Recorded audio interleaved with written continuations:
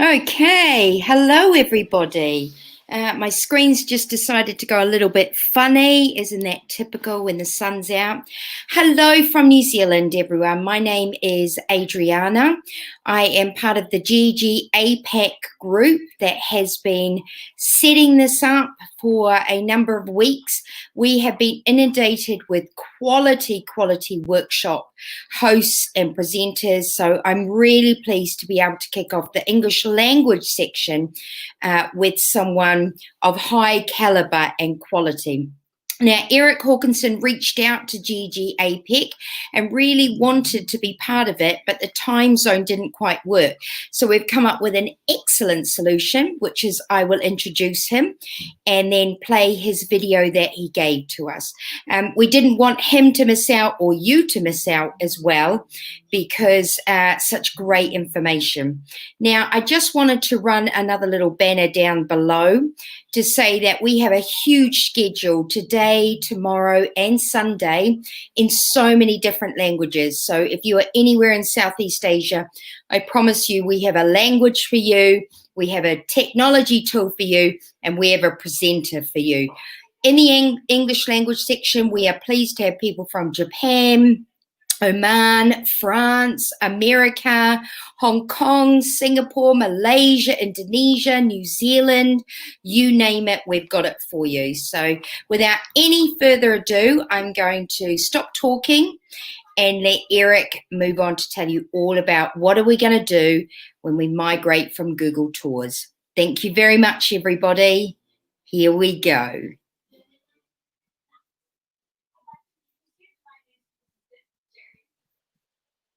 Hello there, Eric here, your learning futurist.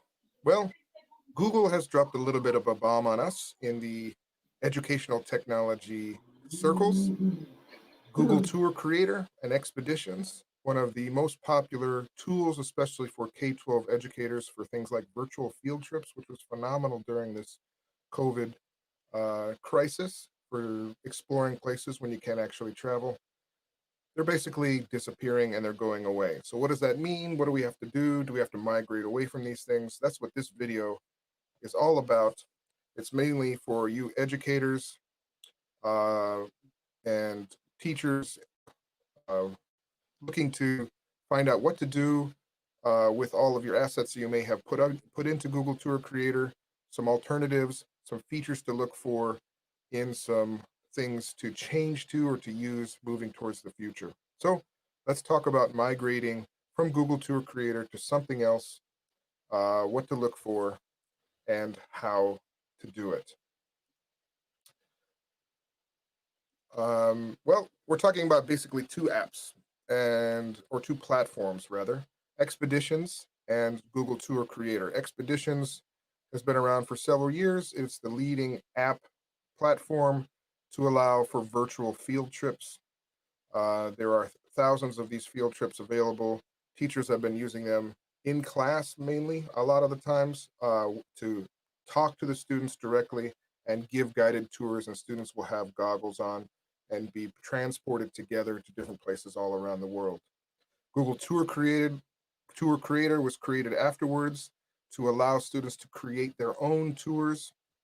And then you could then import these tours into the Expeditions app to then guide and curate tours together for learning purposes, but they're basically going away. In my classes, I've been using these to great effect. Students creating virtual tours, especially in tourism education, and all types of kind of functionalities in our university and high school, things like open campus, things like experiential training, all that stuff has been great so far, but looks like that is over and we're going to have to try and use something else. Google announced this at the beginning of November 2020, and officially these apps will disappear by June 30th, 2021. That means we all have, by the time recording this video, about 6-7 months to transition away from using these tools. There's a lot of things unclear, but there's some things we do know about this process. The Google Tour Creator is going away completely. You will not be able to create new tours after June 30th next year. The Expedition Act is also going away, but some of its functionalities and some of its tours will be moved over to the now expanding Google Arts and Culture program and application. What functions will be taken from the Expeditions app and applied to the Arts and Culture app? We haven't heard all the details about yet, but it looks like that functionality that we use in the classroom to do tours together, where a teacher or one person can be the guide and say, "Hey, look at this. Hey, look at that," and students will be together taking a virtual trip, kind of like a mixed mode type of delivery. That will probably be going away, and the Google Arts and Culture app will be largely for individual consumption of the content. All of the tours that you've created with Google Tour Creator, maybe you've used them in expeditions, they will all be archived or deleted. So they have mentioned that we will be able to have some way of getting back our assets before they're completely archived or deleted. Uh, that will likely not be a super user friendly process, going on how Google has done this in the past. It'll be a very um, kind of a dirty process. You'll probably be able to maybe get the assets for all the things that you've uploaded, and it'll be in some kind of archived file. So you have to dig around in your file to find what files you want. They might be renamed, and then basically recreate your tour if you wanted to on a different platform, sifting through all those assets. We don't know exactly how that process is going to work just yet, but going, for example, how when Google Sites upgraded to the new version, just going by that and a few other ways that this process has been done before, you cannot expect to have like a 1 or 2 click process to be able to transfer your assets to a new platform. Well, there's a couple of things that you should probably have in mind when you want to look for an alternative to Google Tour Creator and Expeditions for virtual field trips. You won't find something exactly the same. There's not quite anything just like Google Tour Creator, but Google Tour Creator wasn't the best either. It was just good for a couple of good things. It had Google Street View, which was its greatest thing, where students didn't have to upload their own 360 photos to the platform to create tours. That was one of the best things about it, in my opinion. But there's all these things that third parties and companies are doing to push the envelope of usability, accessibility, uh, added features, and cool effect, novelty effect stuff that is going on with all of these up and coming products. And it's some ways, a lot better than Google Tour Creator. So, what kind of features are we looking for? Here's a list for you to consider when looking to migrate away from Google Tour Creator. Do you want to be on the cloud, or do you want to install it on a device? Google Tour Creator was basically in the cloud, like a lot of Google stuff. So if you can't connect to the internet, you cannot access or edit or do anything with your content. The same is true for Google Tour Creator, and a lot of these platforms now are also on the cloud, which means you have to log in, sometimes paid, sometimes not. And then after you log into a website, you can then edit your tours, create or edit your tours. There's a lot of these programs, though, that are actually pieces of software or an app that you download and install on your device. Many times this can be good. If you're a teacher that has access to a computer lab, this might actually be a better option if you're doing things in a classroom setting, or if you have Chromebooks or a special type of your students have at home. You install a piece of software on your device. That software is for you to use. Sometimes it's free, sometimes it's not. Sometimes it's free, but some extra functionalities you have to pay for. But that software is on your device. You can create and edit your software no matter if you're connected to the internet or not. And that could be a big factor in deciding which tool to use for you. That is closely related to the asset management. If you're uploading to the cloud, How can you re-download those assets? How can you distribute those assets to let other people consume your tours, to use your tours? Can you upload? Can you download a pack if it's on the cloud? Can you download all your assets and then upload it to your own perhaps web server or archive it for your own purposes so we don't run into this problem again? Or does it keep all your things on the cloud, doesn't let you download it? Um, those are a big thing to think about and to look into because if you can't have control of your assets, if it's difficult, if it has puts it into perhaps a proprietary format, that could be a downside, at least in my opinion, when trying to pick the right tool. Publishing, right? Where can you access these tours? Are they freely available? A lot of things on the cloud. Kind of one of the things that's happening a lot is it's free to publish on their own platform. They can put their own logos and track things for data collection uh, purposes on their own website.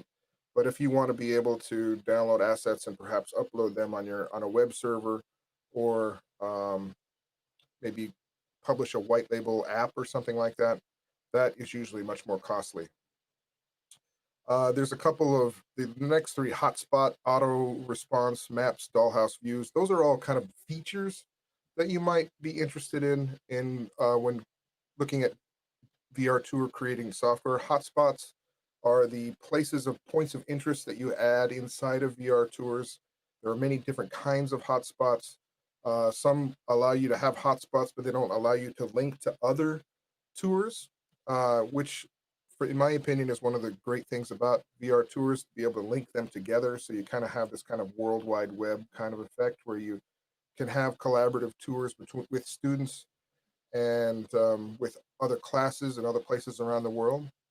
I've had fun with that. Auto response, right? The resolution and the scale of which the tour is displayed on a screen. Um, Slightly older software and stuff that you install will output tours, but only in a certain resolution. And that can be a little bit tricky depending on where you want to display it. So usually the newer stuff, the stuff in the cloud, is that's kind of a gold standard of web design these days to make it auto responsive, so it fits small screens like a phone and large screens like your PC monitor. That is something you'll have to test, and I really recommend it because more of us are consuming our VR tours on mobile devices, but we're creating them on PCs, and that could kind of make a mismatch on how things are both created and viewed and consumed. Maps, dollhouses, views, these are all different kind of functionalities of things. Like maybe you want to have a map in the corner and be able to click around on a map to jump to different places in a tour. A dollhouse effect is usually for real estate and perhaps indoor tours where you can zoom out and see like a 3D representation of a building and then kind of explore it in a 3D space. How you view it in different angles. There's a tiny planet that's very popular. How you can display it as in perhaps a widescreen. Can you zoom in? Things like that that might be important in your tour. And last but not least, does this platform allow for the management and creation of student accounts? Do they allow them to collaborate and create tours in a group? Not a lot of options for that last one.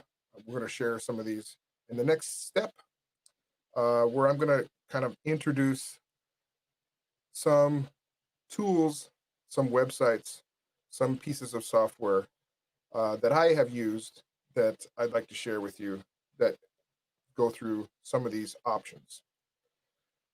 You can find more information in all these projects that I'm doing on my website, erichawkinson.com. Let's just go through some of these options first. First one I have here is called Marzipano. This is the first options I'm going to show you. These are install options. So you download these first couple, and then you create your tour on your PC and then upload them to other things, right? This one you can download it to all mobile devices, desktop. You can and you can upload to different places as well. What's great about this is that it's almost completely free. The only time they charge is when you want to download your assets for your own purposes or to upload to your own web server. So you can, it's web based. I'm sorry, you start with you're entering your panoramas. You can add your hotspots. Uh, it's fairly user friendly. The workflow is fairly easy uh, comparing to a lot of other softwares that you do install. It's fairly new, so the design on it is uh, fairly easy to understand. So out of all the ones that you can download that I'm recommending in this video, this is probably best for beginners in that install category that's not in the cloud. If you want to be able to do more advanced things, here's the next thing that I can um, recommend to you is 3D Vista. If you want to make a high class, very professional looking um, tour, they have a trial version, but the full version costs 500 euros. Sometimes you can find it on sale. I've had this for several years, and it is probably the most robust and powerful of the 3D tour creators I have ever used. And I can probably show you some examples, some demos of tours that I've used created with this software as well. That's 3D Vista. Now let's talk about some um, cloud-based stuff. So these next two options are cloud-based, but I would say these are more for small projects, small groups of students, because you cannot manage groups of students. Students cannot collaborate together, but the pricing is cheap, and students can sign up for their own accounts and create tours. They're easy to use, so these are very easily, I think, options for your students to use, uh, maybe on a remote basis on the cloud, and then be able to share them easily. First one here is Theasis, or Theasis. Um, Very easy to use. It's on the web. The pricing, if you want to look at now, has a very attractive free option where you can upload 5 panoramas and have all the features that the paid version has. But now, if you want to download things, you just pay $10 per download, and then you can upload them wherever you like. If you need a lot of content to upload, you'll have to upload to their $20 a month pricing. And but if you're doing a small student project, 5 panoramas is usually good enough. From my experience, having students do their first VR tour for class projects in a semester, perhaps, you can't really do much more than 5 panoramas. There's just not enough time to either do the photography or do all of the things that you need to do to get those larger tours in place in that amount of time, especially for first-time users. So that's a great, I think, option, a free option from Theasis, all web-based, and then you have the ability to download that archive for some money if the students want, which I recommend. Next one we have here is Panoskin, which is also cloud-based. You can sign up for free. They have a free option as well. This one is also fairly user-friendly. You can, one thing about this one though, is that it allows you to export your tours or your assets from your tour to Google Street View. And this, I think, is one of the reasons why Google is actually sunsetting the program, is that most of their data collection efforts to get more things in the world, more 360 assets from users like us, is coming from these third parties or other ways. So Panoskin is also fairly easy to use. It's web-based, and it also is about the same price as the Theasis. These are the two kind of options I recommend for smaller projects where you don't have to oversee the students' work. Now, there's one other kind of plus alpha around this one, and this is Round Me.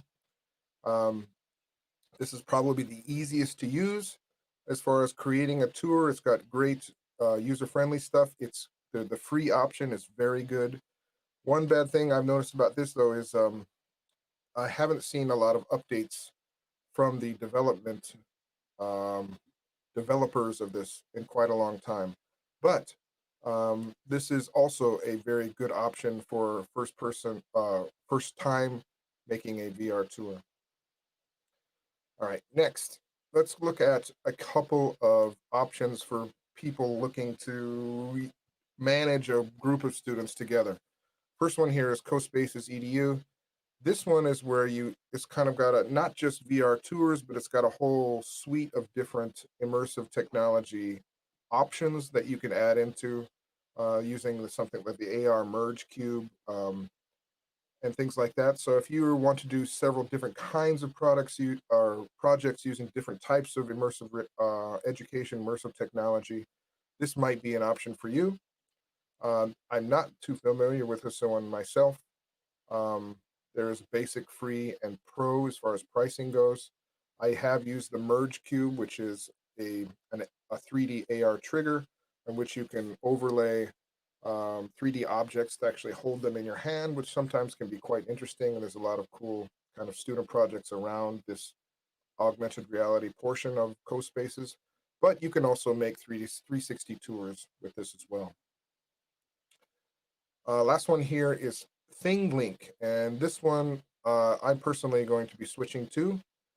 Um, I've used it for several years already. You can see I have a couple of tours here already from TEDx Kyoto 2018, and it also has the ability to edit student accounts and to manage student groups and classes, also to have students collaborate on projects as well. So in my immersive tourism class, this is one thing that I'm going to be switching to. There's a couple of downsides to this as well, though. There's no way to actually download the tours and get the assets like you can and upload them to your own web server, like some of the other cloud-based stuff that I showed you before.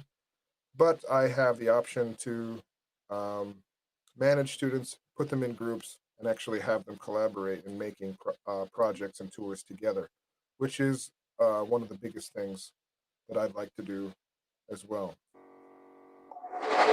So I'm going to try and put a list of all the things that I introduced down in the description of this video. There's one other thing, special thing that's kind of a plus alpha about this is that that special thing about that what made Google Tour Creator special is the ability to use Google Street View content, right? You didn't have to go out, you didn't need a 360 camera. You could just use assets from Google Street View and then start annotating them, putting points of interest, putting videos, adding narration to Google Street View, which was very good for first-time users. So students didn't have to do any photography. They can go in and start adding stories and narrations to existing content, which is a lot. There's a lot of Street View out there to use, so there's quite a lot to take from. You can still use that stuff. There are places. I'm going to show you this tool right now. It's called iStreet View. There are some other tools like this where you basically use this website to find a 360 panorama in Street View, and it allows you to download that 360 photo, and then you can upload that photo to the 360 tour creator of your choice. So this is going to be an extra step for my projects with my students because uh, especially now that we're doing things remotely, we can't really ask them to go out to public places and take 360 photos. Not everyone has the ability to, even though some of us could with our phones. But anyway, this makes it so we can grab those assets from Street View and use them in our projects. So that's very important, I think, to know. It's still possible to get Street View into your tours using a couple of tools. You just have to take an extra step or two. All right. Well, I would love to share some more tutorial videos on how to use these tools in depth. I just wanted to introduce some options to start thinking about so you can look into them to think about what to migrate to. If you want to if you want a tutorial on any of these tools in specific how they're used in classes for educational purposes, please reach out to me. If there's enough interest, I'll be creating more in-depth tutorials on these as well. If you want to know more about the project that I mentioned during this video, you can go to any of these. Orientation is a free-to-use augmented reality app that I've developed. If you're looking to use something like that, Forever Kyoto, if you want to tour Japan in VR, Team Teachers for teachers to support each other with educational technology, Ready Teacher One for immersive technology tools, and togetherlearning.com is a platform that I've created for students to use all over the world to learn together. All right, well, that's up for now in this video. We'll see you in the next one, and I wish everyone the best of luck trying to migrate their projects and their students using a new tool for virtual field trips away from Google Tour Creator. All right, guys. See you next time. Bye-bye. Okay, thank you very much for that, Eric. Much appreciated. I hope you really enjoyed that. I got a lot of stuff out there. If you have a look on the comments, thank you, Mel and James, for dropping in. And I just tweeted Eric so that we can ask about the caption feature because that was pretty cool. So we are up and running. I have 2 other laptops in my work office at the moment. You can probably hear one of them in the background. I'm learning about Slido. I'm getting set up for visual arts this afternoon. So it is a virtual feast of opportunities for you all. So thank you very much for tuning in for this one. And I will see you in the next chat room. Take care, everybody. Bye.